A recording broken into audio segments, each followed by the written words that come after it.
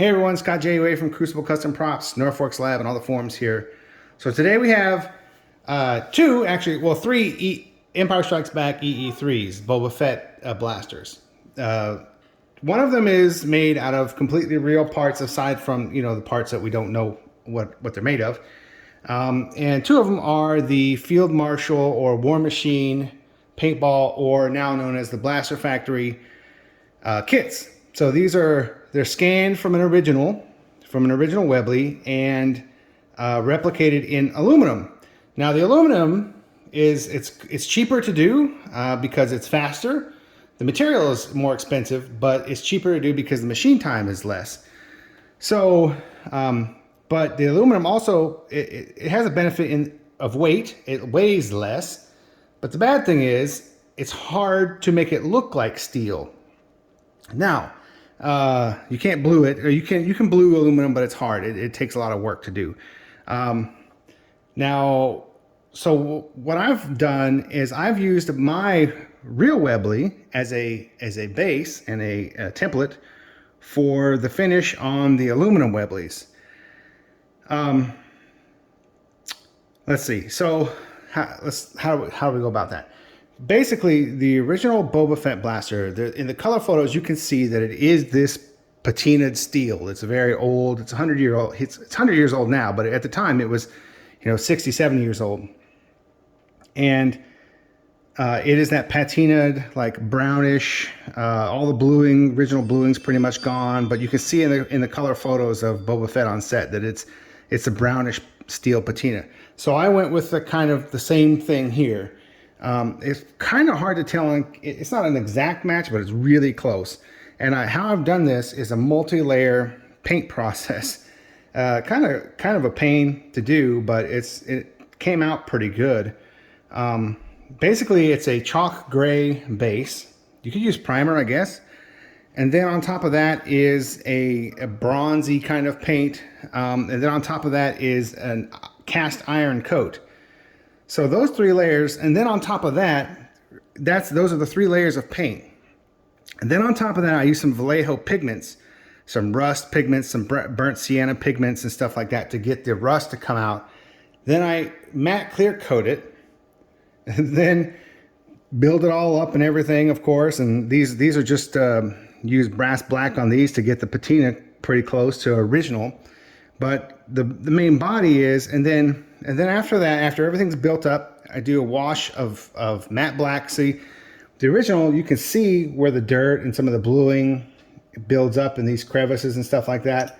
You can kind of see, I don't know if you can see it on camera here, but to replicate that, I've done the wash and some more detail weathering here on the replicas to make it look as close as I can to that.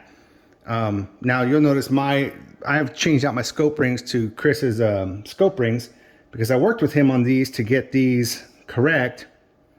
And before I had some Sidewinder cast pieces, and I like the aluminum ones better. I just need to paint those and put the Molex on there. But in any case, so this one is for a client. This one is actually for Field Marshal himself.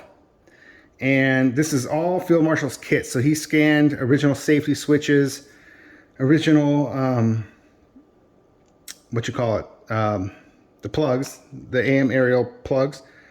And he even scanned the original V8 conrods here and made the disc, of course. This is a little bit different dimension, but very, very close to that one. And he scanned an original scope. Now, I can't remember what scope he used to scan for the scope replica, but it's very close. It's close enough.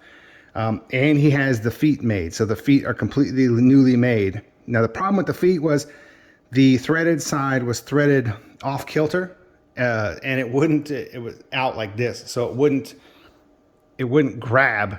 So this one was kind of straight and this one was out like this, so it wouldn't grab. So I had to rethread them all so they would be straight up and down so it would grab the mount feet. Anyway, the other thing we came up with is we were talking about the Molex connectors because all mine in the past had just been glued. But I said, why don't we do pins? So we'll just pin them, use 2 pins. And so that's what we did. These are pinned into the mounts and they're sturdy. They're not going anywhere. They're pinned. So that's cool. So much more sturdy, not going to keep falling off, because my old solution was magnets, and they would just, you know, I handle it and they'd fall off and fly off and stuff. And you can see on the originals were glued, and you can see one's missing on set. The only thing missing on these two is the wire around here. I'll probably add that last minute. But otherwise, these are complete. They do have full working hammers, triggers, single and double action. The breech opens. There's no real purpose to it, but it basically mimics the original flare gun perfectly. Yeah, so, and the MPP tubes are from Romans.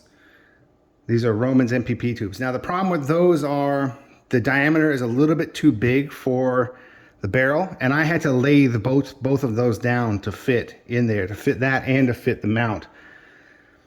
But Roman said that there's a new batch coming with a different spec, so that's good. This one has real safety switches. This one has the 3D printed safety switches. Dimensionally, they're identical,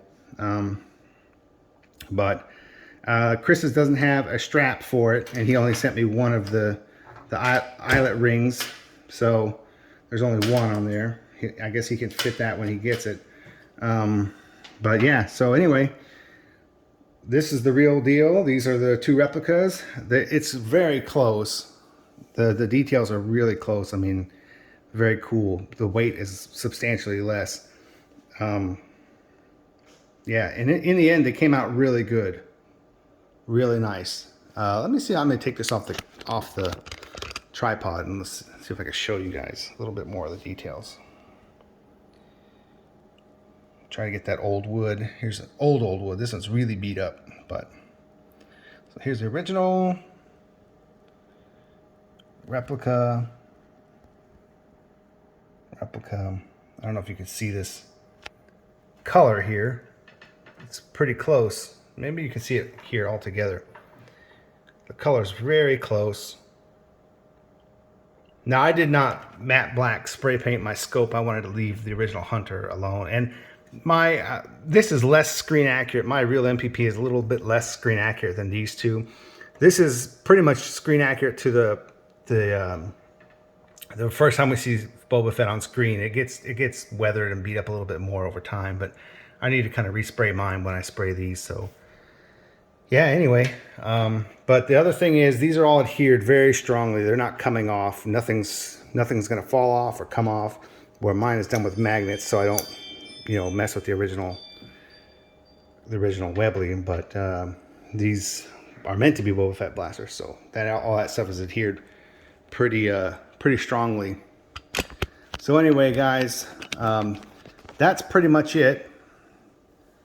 Thanks for watching, and I'll have some photos. I'll take some camera photos here of one of these here in a little bit, and those will be posted up on the Facebook page and everything too. So, oh, in case anybody wants to see the other side, there's really not much to it. It does have, but this is kind of a cool detail. He does put the original Webley markings there too. So that's pretty cool. So anyway, there it is. Thanks for watching. Bye-bye.